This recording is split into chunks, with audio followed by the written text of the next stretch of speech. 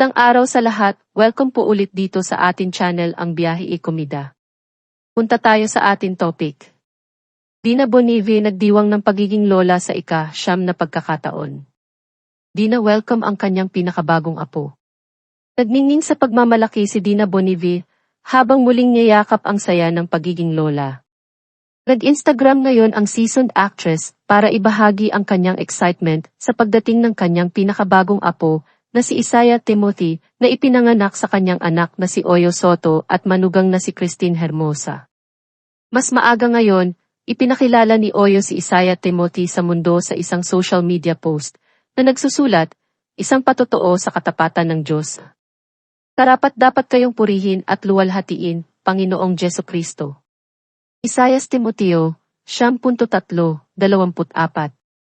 Tampok sa post ang nakakaantig na larawan ng lahat ng kanyang mga anak, kasama ang kanilang unika iha na si Andre Bliss, na mapagmahal na nagcradling sa kanyang baby brother. Kasunod ng announcement ng kanyang anak, hindi na napigilan ni Dina ang kanyang kaligayahan at ibinahagi niya ang kanyang sariling sentiments sa kanyang mga followers.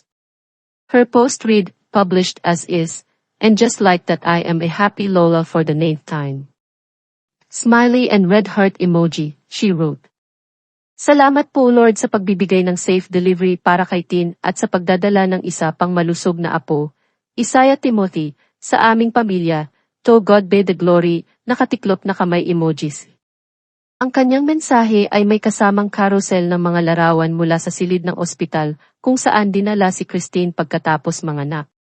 Noong February 11 pa lang, 2023, sinabi ni Dina sa showbiz vlogger na si Ogie Diaz kung gaano siya kasaya na makita ang parehong pag-unlad ni Oyo at ng anak nitong si Danica Soto Pingri sa kani-kanilang pamilya. Pag nandun ako sa bahay ng mga anak ko at pinapanood ko sila, minsan, naiiyak ako sa tuwa, she expressed. Nasabi ko, I'm so happy na may naiwan din pala ako sa mga anak ko. Disiplina. Ang ganda ng relationship nila sa mga anak nila. Sabi ko nga, alam mo, ang buhay ay parang juggling kaya maraming mga bola. Nasa iyo ang bola ng buhay, yung work mo. Nasa iyo ang iyong kalusugan. May relasyon ka, WT family, pera. So lahat yun, pwedeng glass ball siya, pwedeng mabasag. Pero ang hindi pwedeng mabasag is yung relationship mo with your family. Kasi iyan pag nasira, ang hirap ng ayusin. Pagkatapos ay iniugnay niya ang kanyang madaling relasyon sa kanyang mga anak sa kanyang desisyon na huwag makialam sa kanilang personal na buhay, na nagsasabing, hindi ako nakikialam. Bukod kay baby Isaiah Timothy, may 5 apo si Dina kasama sina Tin at Oyo, na sina Christian Daniel, Andre Bliss, Caleb Hans, Marvic Valentin at Vittorio Isaac.